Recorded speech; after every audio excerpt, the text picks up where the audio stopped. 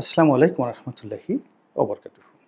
সম্মানিত দর্শক, একটি দেশ এবং একটি কাল অথবা একটি সময় কিভাবে চলছে তা যদি আপনি বুঝতে চান, তবে ওই সময় যে সকল সাহিত্য রচনা করা হয়, মানুষের ভাষা, সেটা গালাগালি হোক, আনন্দ হোক, ফুর্তি হোক, খিস্তি হোক, খাওয়ার হোক, তা দেখে আপনি বুঝতে পারবেন সময়টা কেমন যাচ্ছে। অথবা ওই সময়টিতে মানুষ যে সকল গান গায়, কবিতা লিখে, পোস্টার আঁকে, ছবি আঁকে, সব দেখে মোটামুটি আপনি বুঝতে পারবেন যে সময়টা কেমন যাচ্ছে এবং এই সময়ের পরিণতি কি হতে পারে। আমাদের এই বর্তমান সময়টিতে যদি আপনি উল্লেখযোগ্য দেখেন, কতগুলো গান দেখেন গত ১ বছরের মধ্যে। তো সেটা হলো, তুমি কোন শহরের মাইয়া গো, লাগে উড়াধুরা। তারপরে ভারতের যে বিখ্যাত অ্যানিমেল সিনেমা, সেই সিনেমার নকল করে বা অনুকরণ করে নাকি বাংলাদেশে একটা সিনেমা বানানো হয়েছে। এদেশের শীর্ষ সিনেমার নায়ক শাকিব খান, তিনি সেই সিনেমাটিতে অভিনয় করেছেন এবং ১ বছর ধরে বলতে গেলে সেই সিনেমাটি সুপার ডুপার হিট, এবং তার পরবর্তী আরেকটা সিনেমাও। তো এই সিনেমার গানগুলো আপনি যদি দেখেন এবং সেই সিনেমার যে কাহিনীগুলো, সেগুলো যদি কি আপনি মূল্যায়ন করেন, তখন বুঝতে পারবেন যে আপনি সমাজে কেমন আছেন, সমাজে কি চলছে। আমাদের এই বর্তমান সমাজের একটা দর্পণ হলো ফেসবুক বা টুইটার, লিঙ্কডইন, আর যদি ভিডিও মাধ্যম ধরেন তাহলে ইউটিউব। তো এই মাধ্যমগুলোতে যারা সময় কাটান, আসলে যাদেরই মোবাইল আছে তারা মোরলেস সবাই এখন এই সামাজিক মাধ্যমে সময় কাটান। এবং এর মতো এরকম ইনফ্লুয়েন্সিয়াল কোনো গণমাধ্যম এই প্ল্যানেটে, এই পৃথিবীতে আদিকালে কখনো ছিল না। যেখানে ভিক্ষুক, মরিচ বিক্রেতা, প্রধানমন্ত্রী, রাষ্ট্রপতি থেকে শুরু করে একেবারে top celebrity in the world, তারা এই সামাজিক মাধ্যমের মাধ্যমে রেসপন্ড করেন, তাদের আবেগ প্রকাশ করেন, তারা কথা বলেন, অথবা তারা তাদের যে মনোভাব এটা প্রকাশ করেন। তো কাজেই এই যে ফেসবুকগুলোতে যখন কোনো একটা জিনিস খুব ট্রেন্ডিং হয়, মানে খুব চলে, স্ট্রিমিং হয়, বুঝতে হবে যে ওটাই এখন বাংলাদেশের বাস্তব রূপ, যদি সেটি বাংলাদেশের হয়। যদি ধরুন এটিকে নিয়ে খুব ট্রেন্ডিং হয়, খুব চলে, বারবার শুধু যে ফেসবুক আপনি খুললেই ওই গানগুলো, ওই কবিতাগুলো, ওই দৃশ্যগুলো, ওই ঘটনাগুলো, ওই মানুষগুলো, যাদের ছবিগুলো চলে আসে, এটা হলো কি, এই সামাজিক মাধ্যমগুলোর একটা আর্টিফিশিয়াল ইন্টেলিজেন্স থাকে। তো হিউম্যান সাইকোলজি, মানে আমাদের যে মন, আমাদের মনের সঙ্গে এআই, আর্টিফিশিয়াল ইন্টেলিজেন্সের একটা সংযোগ রয়েছে। এবং এটা বিশ্বের যারা সামাজিক মাধ্যম চালায়, যারা গণমাধ্যম চালায়, কিংবা যারা ধরুন কোনো প্রোডাক্ট, সেটা আইফোন হোক কিংবা বোমারু বিমান হোক, কিংবা ধরুন সেটা কোনো কসমেটিক হোক কিংবা ওষুধ হোক, ভায়াগ্রা, এই যে যারা এই ধরনের মার্কেটিং করে কিংবা শেয়ার মার্কেট যারা পরিচালনা করে, তারা করে কি, মানুষের যে সাইকোলজি, এই সাইকোলজির সঙ্গে এই তথ্য প্রযুক্তির যে আর্টিফিশিয়াল ইন্টেলিজেন্স, এটাকে সংযোগ করে দেয়। এবং তার ফলে কি হলো, মার্কেটিংয়ের যে দুটো ইনস্ট্রুমেন্ট রয়েছে, লোভ, লালসা, কামনা, বাসনা, এটা একদিকে। আরেকটা হলো ভয়, আতঙ্ক, ক্রোধ, তারপরে জিঘাংসা, এই জিনিসগুলো আরেক দিকে। এ দুটোকে পুঁজি করেই কিন্তু সারা পৃথিবীর মার্কেটিং চলে। এখন ধরুন এই যে করোনা, এটা ভয় দেখানো হলো, সে ভয়ের কারণে আমরা হাত ধোয়া শিখলাম, তারপরে স্যানিটারি ন্যাপকিন ব্যবহার করা শুরু করলাম, এরপর আমরা ওষুধপত্র খাওয়া শুরু করলাম। সব মিলিয়ে আপনি দেখুন যে হাজার হাজার কোম্পানি তাদের প্রোডাক্টগুলো, বাংলাদেশে স্যাভলন কিংবা ডেটল, এই করোনার সময়টাতে তারা যে ব্যবসা বাণিজ্য করেছে, গত ২০-৩০ বছরে তাদের কোম্পানির টোটাল প্রোডাক্টের যে লাভ তার চেয়ে এই সময়টাতে লাভ বেশি হয়ে গেছে। কিংবা ধরুন পুরুষের যে কামনা, তারা যে যৌনতা পেতে চায়, যৌন সুখ পেতে চায়, দলমত নির্বিশেষে, বয়স নির্বিশেষে, আবাল বৃদ্ধ বনিতা, পুরুষ হলেই তারা সবাই যৌনতা পেতে চায়। এই যৌনতাকে পুঁজি করে ফাইজার তারা যে ভায়াগ্রা নামক যে ওষুধটি বিক্রি শুরু করলো, সেটা ভায়াগ্রার যে ইতিহাস, ছেলের যে ইতিহাস এবং এখন পর্যন্ত এটার যে বিক্রি বাট্টা, সেটা ফাইজার কোম্পানি, আমেরিকান কোম্পানি, তাদের সকল প্রোডাক্টের চাইতে এটা বেশি। একইভাবে এই করোনার সময়টাতে ফাইজার যে টিকা আবিষ্কার করলো, তো সেই ফাইজারের টিকা দিয়ে তারা যে ব্যবসা বাণিজ্য করলো, এই ব্যবসা মানে আরও 100 বছর তাদের অপেক্ষা করতে হবে এত টাকা উপার্জন করার জন্য। এটা কেন? মানুষের ভয়কে আর ভায়াগ্রার ক্ষেত্রে মানুষের লোভ লালসাকে পুঁজি করে।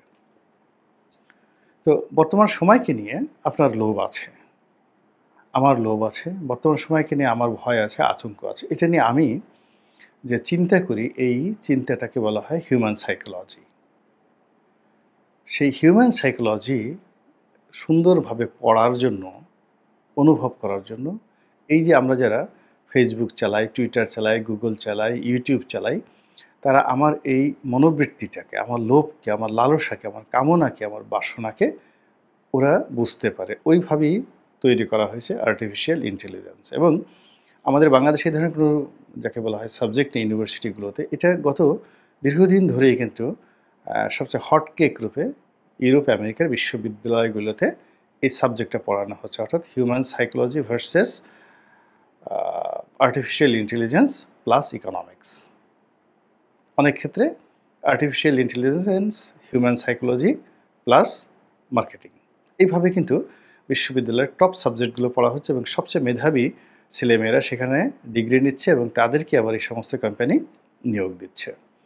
তো সেই আর্টিফিশিয়াল ইন্টেলিজেন্স সে বুঝতে পারে বাংলার এই মানুষ এখন কি খাবে, পচা ডিম খাবে নাকি সেদ্ধ ডিম খাবে, তারা কি ফার্মের মুরগি খাবে নাকি গরুর মাংস খাবে, তারা কি শাহরুখ খানের সিনেমা দেখবে না শাকিব খানের সিনেমা দেখবে, তারা কি গোলাম মোল্লা রনির বক্তব্য শুনবে নাকি পিনাকির বক্তব্য শুনবে।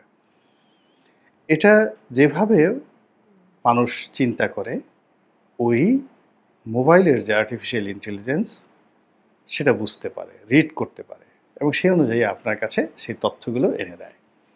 এত লম্বা ভূমিকা যে কারণে টানলাম, যে গত কয়েকদিন যাবৎ ট্রেন্ড হচ্ছে, মানে ফেসবুকে যান, আপনি বারবার শুধু ওই ছোটো ছোটো শর্ট ক্লিপগুলো আসে। সেটা হলো কি এক লোক আসছে, নামও জানি না, কালা কালা গান গাচ্ছে, কালা কালা তালা তালা, তালা খুলে দেবে, মানে এগুলো শোনা যায় না, 1 সেকেন্ড 2-3 সেকেন্ডের বেশি আমি বেসিক্যালি আমার রুচিতে থাকে, কিন্তু সামনে চলে আসছে। তো এরকম যে তালা তালা তালা, কালা কালা কালা, এরকম। তারপরে আবার আসছে কি পিরিতি পিরিতি, বিষম পিরিতি। একটা মেয়ে কোথা থেকে যেন জোগাড় করেছে, আর একটা ছেলে এরকম করে, ছেলেটা টাক পড়া একটা ছেলে, অদ্ভুত পোশাক পরে সে গান গায়। তো যখন সে গান গায় তখন তার যে শরীরের মধ্যপ্রদেশ, তার যৌনাঙ্গ, সে এমনভাবে সে ধুলাতে থাকে যে পীড়িত বলতেই সাধারণত ওটা বোঝায় যে তার যে মধ্যপ্রদেশের যে কর্মকাণ্ড, সেই কর্মকাণ্ড দ্বারাই সে এই পীড়িতকে বোঝাতে চাচ্ছে। পীড়িতি পীড়িতি, বিষম পীড়িতি, কি একটা গান, এরকম অশ্লীল অশ্রাব্য দুটোই। তারপরে যাকে বলা হয়, তার সঙ্গে আবার যে মেয়েটা নিয়ে এসেছে, সেই মেয়েটা এক পা তার টাইট, যাকে বলা হয় টাইটস পরা, আর অন্য পাটা শুধুমাত্র জাইঙ্গা পর্যন্ত, পুরোটা উদম। এবং সেই মেয়েটারও মধ্যপ্রদেশ, মানে তার যে যৌনাঙ্গ, সেটা এমনভাবে সেই পোশাকের মাধ্যমে ফুটিয়ে তোলা হচ্ছে যে ওটা কীরকম করছে, ওটার আকৃতি কী, আকার কী, আপনার লোভী মন, চোখ ওইদিকে যেন আকৃষ্ট হয়, সেইভাবেই এই মেয়েটা উপস্থাপন করছে। সে গানের সাথে তাল মিলিয়ে একবার বসছে, তার দুই পা ফাঁক করছে, তার বিশেষ অঙ্গ স্ফীত হলে কেমন হচ্ছে, আবার বিশেষ অঙ্গ সংকুচিত হলে কেমন হচ্ছে, এই জিনিসগুলো সে ব্র্যান্ডিং করছে গানের সঙ্গে। এবং এই জিনিসগুলো এখন ট্রেন্ডিং করছে ইউটিউবে বাংলাদেশে। এবং এই গান, এই যুবক, এই যুবতী, এটা ঠিক গত ৭-৮ দিন বা ১০ দিনের আগে আমি এইগুলো দেখিনি। হঠাৎ করে এই সময়টাতে চলে আসলো। বিশেষ করে গোপালগঞ্জের এই ঘটনা ঘটার পরেই এরকম একটা জিনিস আমাদের সামনে চলে আসলো। তো এই যে তালা, তালা বা এই যে আ কালা, কালা বা এই যে পিরিতি, বিষম পিরিতি কিংবা উড়াধুরা আ কোন শহরের মাইয়া গো, এই যে গান কিংবা শাকিব খানের যে সিনেমা, সেই সিনেমা অ্যানিমেল সিনেমা, এটা বাংলা কি যেন নাম আমার মনেও আসছে না। তো সবাই ওটা নিয়ে যে সমালোচনা করেছে, একজন বলতেছিল যে আ এই বাংলা সিনেমা কেউ যদি হিন্দির অ্যানিমেল সিনেমা দেখে থাকেন আ তাহলে আর এই ছবিটি যদি দেখেন, দেখার পরে আপনাদের বমি চলে আসবে।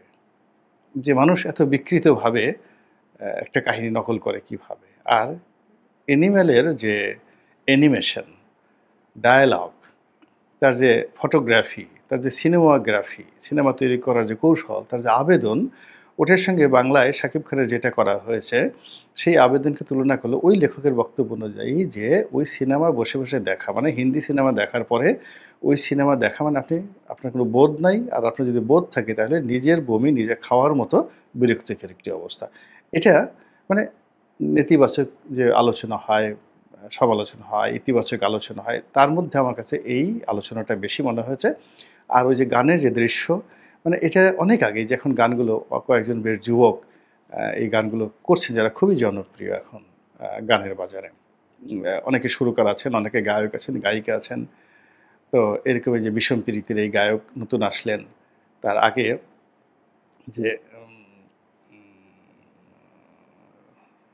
যে এই যে উড়াধুরা গান গেয়েছে কি প্রীতম হাসান, প্রতিম হাসান, আ এরকম প্রীতম হাসান, প্রতিম হাসান, খালিদ হোসেন মিলু উনার বাবা আমাদের জমানাতে উনি বেশ জনপ্রিয় গায়ক ছিলেন। তার ২ সন্তান। তার মধ্যে ছোট যেটি আছে সেটি এরকম এই যে রিমিক্স করে এই গানগুলো বানাচ্ছেন। অর্থাৎ ২০ টা গানের সুর, ২০ টা গানের কথা, আ খুবই জনপ্রিয় ২০ টা গানের কথা, ২০ টা গানের সুর একত্র করে একটা রিমিক্স। এবং অনেক আগে হুমায়ূন আহমেদের একটা নাটক হয়েছিল। প্যাকেজ নাটক। আ মানে প্যাকেজ সংবাদ বা প্যাকেজ নাটক, অসাধারণ একটি নাটক যেখানে শমীক আছার, জাহিদ হাসান, তারপরে প্রয়াত আব্দুল কাদের তারা অভিনয় করেছিলেন। তো সেখানে এই একটা প্যাকেজ নাটক কিভাবে হিট করতে হয় সেটাকে আ উপস্থাপন করার জন্য হুমায়ূন আহমেদ যে চিত্রনাট্য তৈরি করেছিলেন, ঠিক সেই চিত্রনাট্যটাই কিন্তু এখন দেখা যাচ্ছে সব ক্ষেত্রে। তো সেখানে একটি গান। তো গানের ক্ষেত্রে 'চিকা মারো, চিকা মারো রে' এরকম একটা গান। তো ওই গানটা যিনি সুরকার তিনি বললেন যে, "ভাই আপনাদের এই ধরনের ক্লাসিক গান দিয়ে হবে না, আগের জমানার গান দিয়ে হবে না। এখন হলো হিন্দি সিনেমা, অমুক সিনেমা, আরবি সিনেমা ৩-৪ টে সিনেমার যে ভালো, ভালো মানে গানগুলো আছে ৪-৫ টাকে একত্রে মিলে একটা রিমিক্স করে এমনভাবে তৈরি করে দেবে ফাটাফাটি হয়ে যাবে।"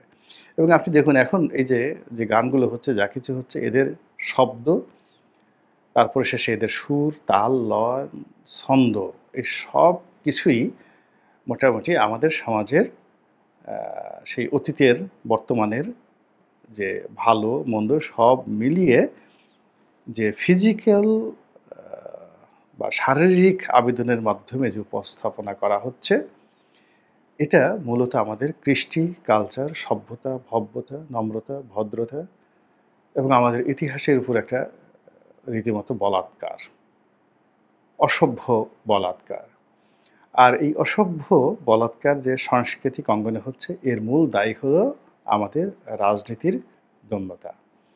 এই রাজনীতির দন্যতা যখন থাকে, তখনই ঠিক এইরকম জিনিসগুলো সমাজে আ চলে আসে। প্রকৃতিতে যখন খুব আল্লাহ রাব্বুল আলামিন বিরূপ হয়ে যান, আপনি দেখবেন কোনো দেশে বন্যা হবে বা কোনো প্রাকৃতিক দুর্যোগ হবে, তার ইশারা চলে আসে, পঙ্গপাল চলে আসে। দুর্ভিক্ষের আগে একটা দেশে পঙ্গপাল চলে আসে। তারপরে বড় কোনো প্রাকৃতিক দুর্যোগ দেখা দিবে। তার আগে অঝোরে বৃষ্টি, কাঠফাটা রোদ, একের পর এক কালবৈশাখী ঝড়, ভূমিকম্প এই ঘটনাগুলো ঘটতে থাকে প্রকৃতিতে, বড় কিছু ঘটার আগে। তো আমাদের এই যে রাজনীতির যে জ্বালা, রাজনীতির যে যন্ত্রণা, রাজনীতির যে যাকে বলা হয় আগুন, রাজনীতির যে লেলিহান শিখা যেগুলো আমাদের সভ্যতাকে তছনছ করে দিচ্ছে দীর্ঘদিন ধরে। সেটা যে বর্তমান জমানাতে এসে কতটা নিকৃষ্ট পর্যায়ে পৌঁছে গেছে তা এই সময়ের যে সকল আ গান বলেন, নাটক বলেন, তারপরে যে সকল আ সেলিব্রিটি বলেন, এই সময়তে যারা সেলিব্রিটি, তরুণদের কাছে, বৃদ্ধদের কাছে, যুবকদের কাছে, আপনি তাদের সবকিছু দেখলে বুঝতে পারবেন যে আমরা কতটা রসাতলের মধ্যে চলে যাচ্ছি। এখন অশ্লীল শব্দোচ্চারণ, তারপরে গালাগালি করা, এটা একটা হিরোইজম এবং এটা যারা করতে পারে তাদেরকে সবাই নেতা মানে, তাদেরকে সবাই বুদ্ধিমান মনে করে যে, "আরে বাবা! এত চমৎকার করে গালাগালি করছে, এ না জানি কত কিতাব পড়েছে।" তারপরে অমুককে গালাগাল দিচ্ছে। আল্লাহ! না জানি এর কত সাহস। জুলিয়াস সিজার কিংবা নেপোলিয়ন বোনাপার্টের চাইতে এদের সাহস, এর কারণ হলো এরা ডক্টর ইউনূসকে গালি দিতে পারছে। এরা তারেক রহমান সাহেবকে গালি দিতে পারছে। অশ্লীল, অশ্রাব্য ভাষায়। তো গালি যারা দিতে পারছে তাদেরকে জ্ঞানী মনে করা হচ্ছে, তাদেরকে সাহসী মনে করা হচ্ছে এবং সর্বশেষ তাদেরকে নেতা মানা হচ্ছে। যে ইউ আর দ্য লিডার, তোমরাই একমাত্র নেতা যারা আমাদেরকে পরিচালনা করতে পারো।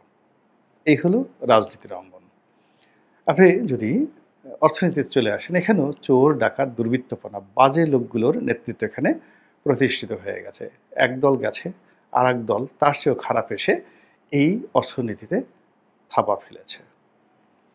এবং এই জিনিসগুলো অর্থনীতি, রাজনীতি, সমাজ, পরিবারতন্ত্র থেকে শুরু করে সব জায়গাতে যে খাতগুলো রয়েছে এবং খাত, খয়াকার খা ত, আর হলো খয়াকার খা দ, খাত।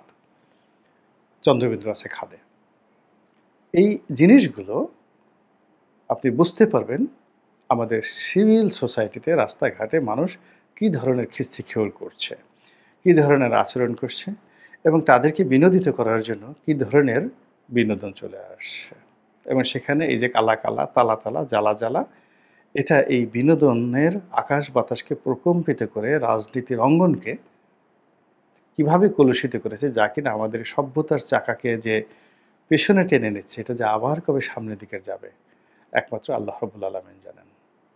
আল্লাহ আমাদের সবাইকে হেদায়েত দান করুন এবং হেফাজত করুন। আসসালামু আলাইকুম ওয়া রাহমাতুল্লাহি ওয়া বারাকাতুহু।